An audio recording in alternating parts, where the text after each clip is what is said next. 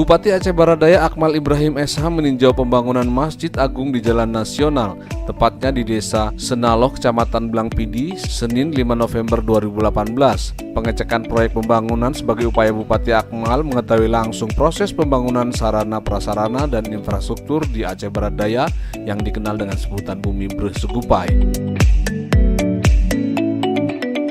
Bupati Akmal dalam kesempatan tersebut berharap pembangunan masjid yang sudah mencapai 65% ini diperkirakan pada tahun 2019 segera selesai untuk kemudian dapat dipergunakan dan menjadi kebanggaan masyarakat Aceh Barat Daya. Menjelang akhir masa jabatannya, Bupati Akmal berkeinginan memberikan kesan yang baik buat masyarakat Aceh Barat Daya, di mana program pembangunan masjid merupakan janji politiknya pada saat kampanye. Sementara itu, Kepala Lapangan Bayi Haki mengaku proses pengerjaan Masjid Agung hampir 4 bulan lamanya. Pihaknya terus berupaya penuh dalam mengerjakan agar masyarakat seputar masjid pada tahun 2019 nanti dapat mempergunakan masjid sesuai dengan harapan Bupati Aceh Barat Daya.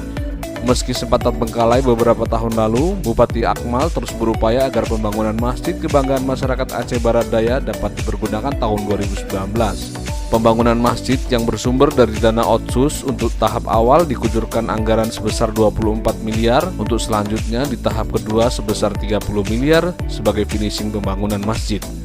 Turut hadir dalam acara Wakil Bupati Muzlizar MT, Kadis Perkim Firmansyah, Kadis PUPR Aceh Barat Daya M. Tafib, Kabak Humas Mawardi, Kabak Umum Alman Safriandi, serta tamu undangan lainnya.